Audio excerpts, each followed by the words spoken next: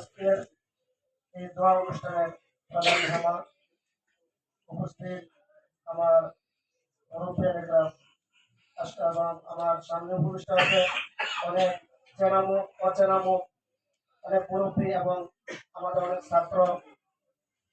সবাইকে আজকে আমরা দোয়া অনুষ্ঠানে একত্রিত হতে পেরেছি। আল্লাহ পাক আমাদেরকে সেই তৌফিক দান করেছেন। এই জন্য আমরা আল্লাহ পাকের শুকরিয়া জ্ঞাপন করি বলে আলহামদুলিল্লাহ। কারণ যখনই আল্লাহর শুকরিয়া আদায় করা হয়, আল্লাহ রাব্বুল আলামিন ওই শুকরিয়া আদায়ের কারণে আল্লাহ রাব্বুল আলামিন তাদের উপর রহমত নাযিল করে। এজন্য আমরা রহমত কামনা করতে এসেছি, এজন্য বেশি বেশি করে আল্লাহর শুকরিয়া আদায় করি।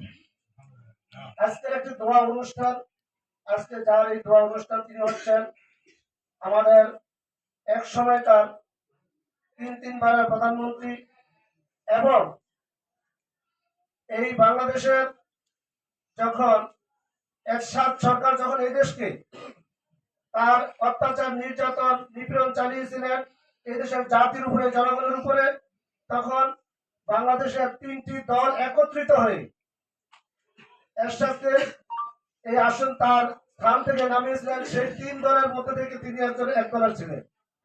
পরবর্তী পর্যায়ে আবার যখন নাকি চার দল ঐক্যজোট গঠন করতে হয়েছিল, তখনও তিনি এই চার দল ঐক্যজোট তার হাত দিয়ে সমস্ত দলমত নির্বিশেষে সবাইকে নিয়ে তিনি আবার আন্দোলন করেছিলেন।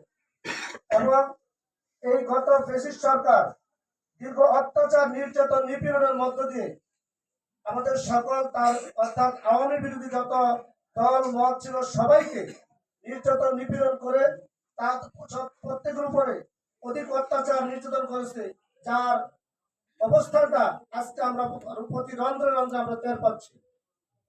দেশনেত্রী বেগম খালেদা জিয়া সেই অত্যাচারেও আজকে অসুস্থ।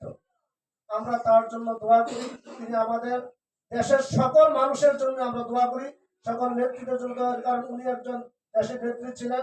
কোন দল সেটা বড় কথা নয়, বড় কথা হচ্ছে উনি আমাদের সাথে একজন মানুষ, এক নম্বর কথা। দুই নম্বর কথা হচ্ছে তিনি আমাদের একসময় আমাদের প্রধানমন্ত্রী ছিলেন, তাই না? তিনবার প্রধানমন্ত্রী ছিলেন।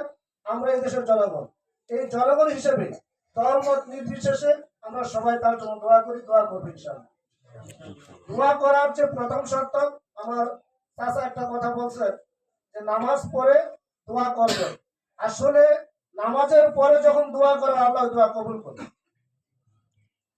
অতীব স্বপ্ন যদিও শুনতে গেলে আমি যখন যদি বলি হয়তো অনেকে হয়তো মনে কষ্ট পেতে পারেন, খারাপ শোনা গেলেও আজকে আমরা দোয়া অনুষ্ঠানে এসেছি, অনেকে এসা নামাজটা পড়ি। বলেন তো কিভাবে দোয়াটা কবুল হবে? দোয়াটা কবুল হওয়ার যে মূল চাবি, দোয়া কবুল হওয়ার জন্য যে চাবি, সেই চাবিটা তো আমরা সাথে করে নিয়ে আসি না। কাজেই সম্মানিত ভাইয়েরা আমার, আমি সবাইকে অনুরোধ করব শুধু দোয়ার জন্য নয়, আপনার নিজের জন্য। আইনামা তাকুনু ইউদরিকুমুল মাউত, এই মুহূর্তে কারো মৃত্যু হবে না এমন কোনো গ্যারান্টি আমরা দিতে পারি না। দিতে পারি কি?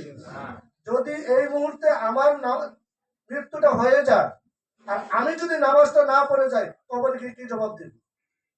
এজন্য নিজের জন্য হলেও কমপক্ষে নামাজ আমরা আদায় করি। এবং সেই সাথে আজকের দোয়া থেকে আমরা এই প্রতিজ্ঞা নিয়ে যাব, আমরা দেশটার জন্য দোয়া করবো, আল্লাহ যেন তাকে সুস্থতা দান করে এই দেশের খেদমত করার জন্য আবার তাকে 5 বছর জন্য সুযোগ দান করে। সেই সাথে আমাদের নিজের জন্য আমরা দোয়া করব, আল্লাহ যেন আমাদেরকে পরিপূর্ণ হেদায়েত দিয়ে দেন, আমাদের হেদায়েতের উপর চলতে পারে। আমার তাওফিক ইল্লা বিল্লাহ। আসসালামু আলাইকুম ওয়া রাহমাতুল্লাহ। ধন্যবাদ।